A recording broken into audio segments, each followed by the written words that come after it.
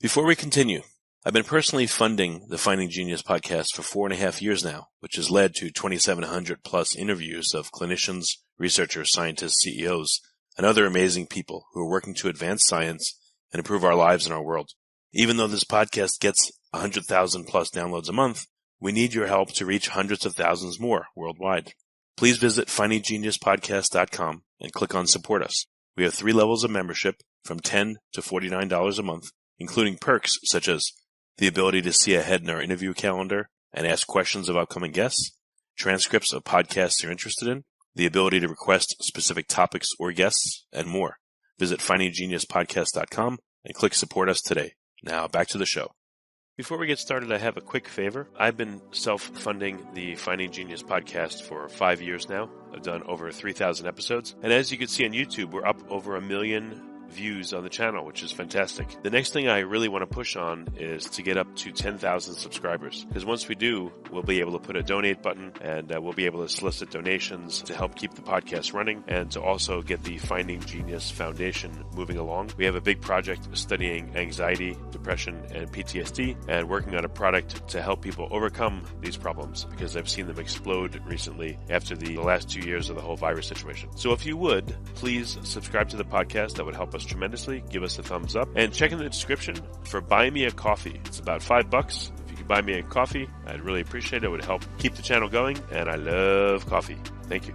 Forget frequently asked questions, common sense, common knowledge, or Google. How about advice from a real genius? 95% of people in any profession are good enough to be qualified and licensed. 5% go above and beyond. They become very good at what they do, but only 0.1% are real geniuses. Richard Jacobs has made it his life's mission to find them for you. He hunts down and interviews geniuses in every field: sleep science, cancer, stem cells, ketogenic diets, and more. Here come the geniuses. This is the Finding Genius Podcast with Richard Jacobs.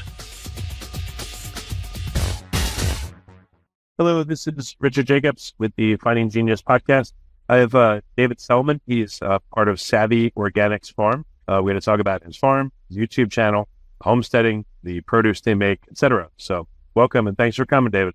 Thanks. I'm glad to be here. If you would, tell me a bit about your background and how you got into homesteading in the first place. How we got into homesteading? Well, keeping a long story short, I guess my wife and I both have experienced over the years some health issues from time to time and have gained a fairly large distrust of modern medicine and the commercial medical systems that are out there. Realizing that most of our medical professionals are not trained in diet and the use of herbs as medicine and food as medicine and those kind of things. So we began trying to learn more and more about how to heal ourselves, how to stay nice and healthy without breaking the bank using modern medicine. And when did homesteading enter the picture? Like what was the evolution of this? Your health issues, did you try to modify diet first, or like how did you come to the homesteading answer? Well, the homesteading and lifestyle that we've chosen has developed over time. We started probably around 2015 getting just involved in looking at and watching some different YouTube channels that really hit home with us. There were a lot of documentaries out there on Netflix about health and nutrition and some of those things that we watched a lot. And then we've gone to Homesteaders of America conference several times and the Homesteading Lifestyle or Homesteading Life conference, I think 7 times now. And every time we go to one of these, it's just more and more information and just how to live a better lifestyle, a regenerative lifestyle, a lifestyle that's healthy and not dependent on the global food system, the global medical systems, and really has encouraged us greatly to move away from those as far as possible. Well, how did you start out? What was like some of the first things that you decided to grow? We've been gardeners, avid gardeners, pretty much since we've been married, and they've grown over the years. So, in the little houses that we've had in the past, we always had a little backyard garden that was mostly for fun and relaxation and to grow a few vegetables and things on our own. But over time, both through research and the conferences we go to and some of the other YouTube channels we watch, we've really gained a lot of insight into how depleted the commercial food system soils are. And so a lot of those foods have lost a lot of nutrient value. And then when you do go to a grocery store, you have to be super careful about the things you buy because they're often, contain a lot of ingredients that humans really shouldn't be having. So yeah, we just continue to grow and develop our gardens and our permaculture systems. Today, we have our kitchen garden, which is 20 feet by about 60 feet. It grows primarily a lot of the food and medicinal herbs that my wife and I use. And then we live on 5 acres, and then the acre next to our home is largely used for production of vegetables pretty much all year round. We have a greenhouse that has extended our season to grow a lot of things even through the winter. We have a high tunnel that extends our season as well into the fall, and then helps us start earlier in the spring. So at this point, we probably grow somewhere around 70% of our own food, including meat. Most of our meat is chicken. So we raise chickens on our homestead as our primary meat source. We raise chickens. Right now we have around 80 laying hens that we use for the eggs. And then we typically raise either Cornish cross, and we have American breast chickens, and we'll raise those typically in batches of about 30. So yeah, just raising everything on organic, non-soy, non-GMO feeds, raising the animals that way, and all of our... Have you thought about having ducks, to make foie gras or duck or something? Yeah, we've had a couple of ducks just for fun in the past. Ducks are a lot of work for us. They're messy. They're difficult to process. I do enjoy their eggs. Their eggs were good, but the ducks were really just... they were more like farm comedians. They were fun to watch. They're hilarious little animals, but they're a lot of work to take care of. We've also had cattle. We've raised cattle in the past. We've raised pigs, sheep, and goats currently, but primarily our meat right now that we raise is the chickens. But we do order grass-fed beef from a couple of companies that supply it to us, but we just choose not to buy anything really from markets and grocery store that are commercially grown. Oh, that's good. What have you noticed in regards to your health as you've gotten more and more away from, traditional food sources? Or not traditional, but just mass market food sources. Sure. Well, the biggest thing for me, because I'll be 60 in December, is that for the most part, people that come here and volunteer to do different things or to learn from us on the farm and learn how we do what we do, even some of the younger people in their 20s have a really hard time keeping up. Physically, it's, sometimes we really have to slow down, and they're just not able to keep the physical pace that we're accustomed to even at our age, at nearly 60. That's one thing. We're really, the farm life, we call it Earth's Gym. It keeps us physically fit, active. There's just a lot of physical work that goes into it that's just really rewarding. And a lot of nights wife will ask, well, what's for dinner? I say, well, let's go walk around, see what we want to pick and bring in and cook. So yeah, it's pretty neat. But yeah, getting away from the commercial food systems and things where there's so many ingredients in commercial foods that are just not good for people. All of the processed type things, we really do try to avoid that as much as possible. And I think that's contributed a lot to clarity of thought, our ability to continue to work physically. And we are very rarely actually sick. That's great. So in terms of meat, are chickens the easiest to raise out of all the fowl and the creatures, you think, or what? Chickens are very forgiving. They're easy to work with. We have just many different kinds of breeds. We have all different kinds of chickens, and their eggs are all different colors. They're different colors, but the content of the egg is basically the same on all of them. There's probably the other easy one that we've had a little bit of experience with are rabbits. My wife's not a great fan, but both rabbits are also an excellent meat source for a homestead. Oh, what about in terms of fruits and vegetables? What have you tried, and what's easier for beginning homesteaders versus more advanced people? Well, the first thing some people try to do is grow too many things or grow things that they don't actually like to eat. So trying to stick with things that your family really enjoys, things that you like to eat, the staples of potatoes and carrots and onions and some of the fruits that we have here. We actually grow apples here in Texas. We have a few apple trees. We have peaches. We have grapevines. Actually, tomorrow we're planting 2 loquat trees, which will be an interesting new addition for us. Yeah, we have a pretty good variety of fruits and vegetables here. We have lots and lots of greens, lots of lettuce, lots of collard greens. We have spinach and arugula. Yes. So we grow a wide variety. Most of them, you just have to pay attention to the season that they should grow in. And some varieties are easier to grow in different climates, So we're way down south here in North Texas. So some of the things we may grow here at different times would have a different time period that they would grow further north, for example. Yeah, my daughter grew pumpkins this past year and made a pumpkin cheesecake, which was now maybe y'all can grow some pumpkins. Absolutely. Yeah, we've grown pumpkins quite a bit in the past. The timing of those is interesting sometimes. Sometimes they're ready too soon, before Halloween, let's say, before the fall, they're actually finished. Yeah, ours were in, I think the very beginning of August. They were like ready. It was so hot. We had to, I mean, they were fine, delicious, but we had to pick them way early. Otherwise they would have burned up. Sure. And then, always, you mentioned being hot, or this year we've had some extreme droughts, being able to keep things that are drought tolerant and grow well in the heat. Even some lettuces, I did a class a year or so ago from Ray Tyler in Tennessee and learned from him how to grow lettuce in all seasons, and we accomplished it. So even in our Texas heat, we've been able to keep lettuce pretty much year round. Well, it's cool. So what percentage of the stuff you grow, you keep for yourself versus sell? And who do you sell to, if anyone? In the past, so we started our business farm in 2017 with the idea that we were going to be a market farm and grow and produce food for our community. And we had some success doing that. Some of the issues there, the farmers markets were a ton of work, and most of the people that grew it or that actually showed up at farmers markets weren't actually producing the food. They were the same groceries you'd get at a grocery store. So what we have set up on our barn to door store was where people could order online and then come and pick up directly here on the farm. They would pick things up from us. We had a lot of success with that, but at the same time, not enough, because we are, 4 miles from one little town and 5 from another. And people just didn't want to, it was inconvenient for them to drive out at certain times. What we've done instead, we've started this year actually in 2023, is we've changed our direction more of teaching. So we're setting up classes and things where people will, come out for seminars or classes where they learn how to actually produce their own food, no matter what the scale, if they're doing it in a backyard or a balcony or even on some acreage. I have my certification in permaculture and soil science, and I'm working almost finished now with my soil microscopy class. So yeah, we're more beginning this year, we've geared more towards actually teaching people how to do it themselves, which has worked out really well.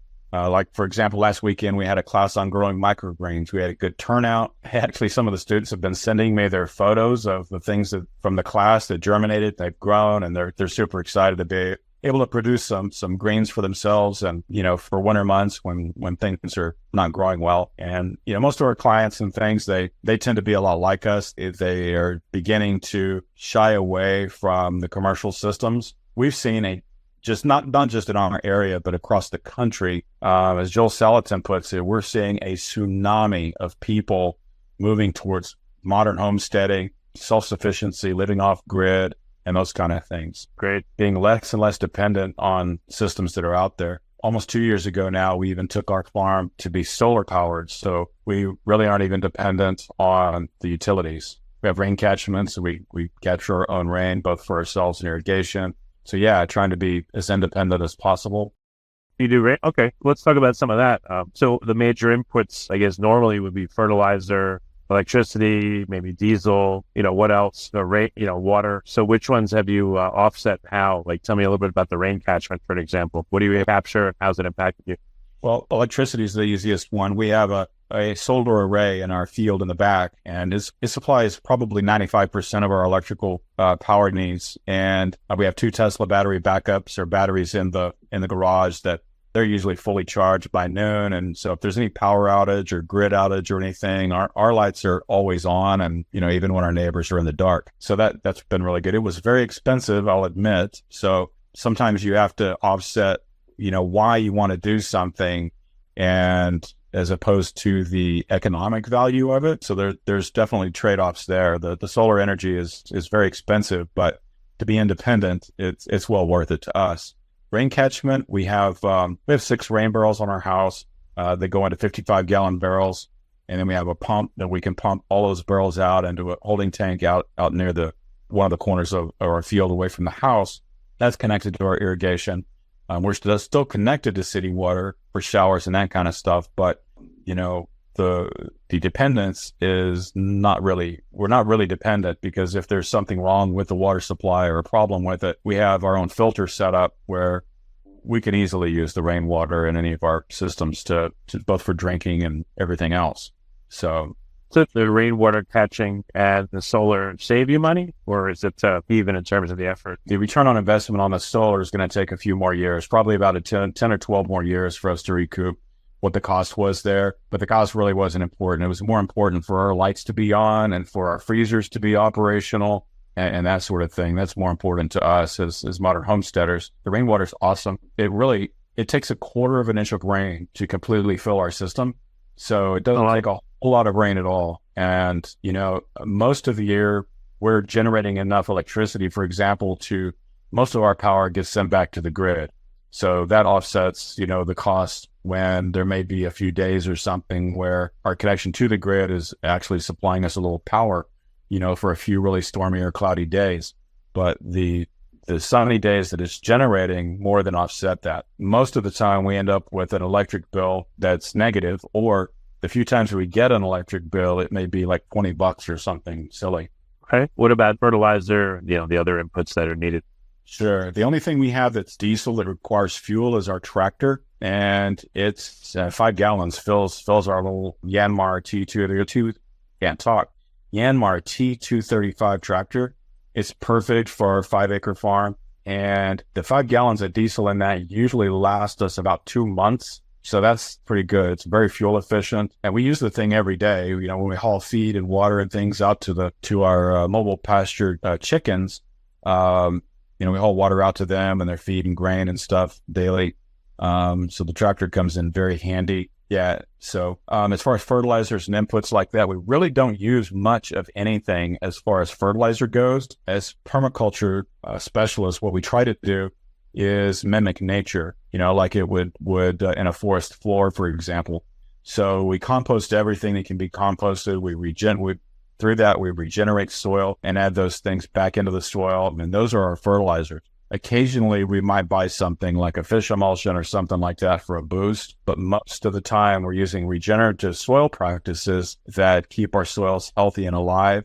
We even do soil testing for other people and their gardens. I have a little lab set up here in my office with a microscope, so I can identify and tell them about the soil life and the activity in their soil, and then we'll do the NPK and pH analysis for them as well about what's actually available to their plants and make recommendations to them. So we use those same practices for ourselves. As I mentioned, the commercial food systems and most of the foods that people buy in grocery stores, those soils are so depleted of nutrients that they're not what they were 40 or 50 years ago. So the nutrition of the plants that we grow for ourselves here are superior in nutrition, just based on the natural use of regenerative soil and permaculture principles. Well, again, you mentioned earlier on that you're able to, more stamina, you and your wife, and let's say 20-year-olds, which is great.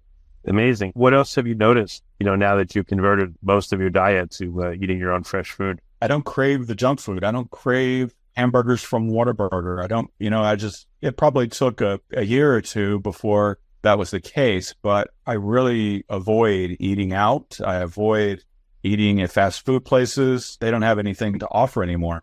So that's one thing. I think a lot of those type things, where people are so really addicted to eating out and not cooking it at home and preserving their own food. A lot of the things we grow, we can preserve or freeze dry. We have a freeze dryer, so we freeze dry a lot of things for use over the winter months and emergency use. But yeah, so that's probably one of the biggest things is, people are sick so often, and a lot of that is really and truly based on their diet from eating out and fast food and commercial foods. So my wife and I rarely are ill, and I think that's largely because of, the nutritious food that we eat directly from the farm. We need milk or something like that. We have a farm that we'll go and visit that has raw milk in East Texas. We'll make our own yogurt from that, occasionally cheese and stuff like that. But, if we don't make it or grow it here, we try to find somebody that has a product that meets our needs that's growing on their own place. And I think those are huge contributors to our longevity and health. How much time does all this take, to do all the growing,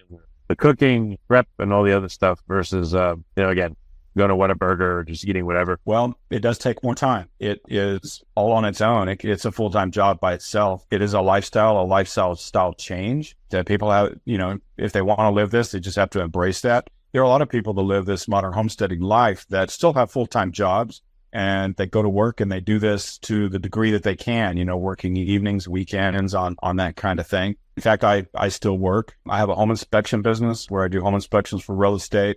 I also teach other people how to become home inspectors. So I'm usually gone 4 days at a time. And while I'm gone, the wife is taking care of everything that she can do here. But every other minute is spent, in the pursuit of the modern homesteading lifestyle, growing our own food and creating our own medicines and storing food for difficult times or for the winter. So it's pretty full time. Some of the benefits, though, it is a lot of work, but at the same time, my wife and I often cook together. So we spend time doing that. Really don't watch any television.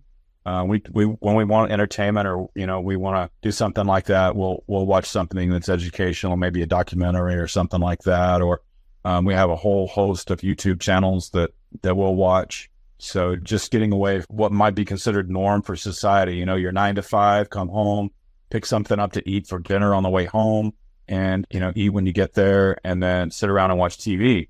Well, that's a pretty unhealthy lifestyle.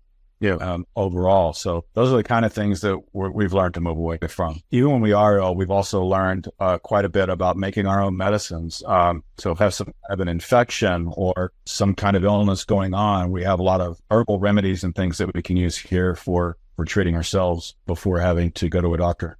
Yeah, that's really cool. Yeah. What's your future plans? That over the next couple of years, how are you going to expand, chop, change? What do you want to do? Some of the things that we're doing in the future, I have a little whiteboard here in my office on my desk, and I'm always writing stuff on it, but different ideas about some of the homesteading skills that we've learned and feel like we know pretty well. We are developing classes to teach people how to do some of those things. Anything from backyard chickens to, like I said, we did a microgreens class last weekend, being able to do composting, cooking with sun ovens, seed starting, doing vermicompost, creating all kinds of soil, your regenerative soil type stuff, dried herbs, soil testing, plant starts for people. We do some plant starts for people that don't have the time to start with seed. We'll do that for them to give them a good start. We raise chickens for sale to people that need or want them. They don't have time to raise them as chicks. By the time they get them, they're out of that chick stage, which is where most of the work is. Typically sell them as pullets, which are hens that are they're no longer chicks. They may be a few weeks from beginning to actually lay eggs. Oh, wow. Okay. A lot of different directions you're going. Yeah. Just all of these general homesteading skills or regenerative life skills that we're developing classes around. What do you recommend for people just starting out Just starting out, keep it simple. Just keep things simple. Maybe grow up, if you haven't done any of this before, maybe grow a little bit of lettuce or something in a container. Keep it super simple so that you don't burn yourself out. Keep things keep them easy and easy to maintain with whatever's going on in your life at the time, and expand. Keep all these things in mind. If that's the direction you want to go and you're enjoying it and you're seeing the benefit to your lifestyle from it, then, you can increase those things a little bit over time. Just baby steps. Just take those baby steps. Start small. Okay, makes sense. All right. Well, very good. Thank you for coming on the podcast. Where can people find out more about Savvy Organic? What's the YouTube channel? Where else can they go? You can search on YouTube for Savvy, Savvy, Organics Farm. Find our YouTube channel there. You can find us on our website, savvyorganicsfarm.com. There's links to our stores from both of those and some of our episode show notes. So we're pretty easy to find online. All right. Excellent. It's been a good call. And thank you so much for coming on board. I appreciate it, David. Thank you. Hey, you're welcome. Thanks for having me. I appreciate it. If you like this podcast, please click the link in the description to subscribe and review us on iTunes. You've been listening to the Finding Genius podcast with Richard Jacobs. If you like what you hear, be sure to review and subscribe to the Finding Genius podcast on iTunes or wherever you listen to podcasts. And want to be smarter than everybody else? Become a premium member at findinggeniuspodcast.com. This podcast is for information only. No advice of any kind is being given. Any action you take or don't take as a result of listening is your sole responsibility. Consult professionals when advice is needed.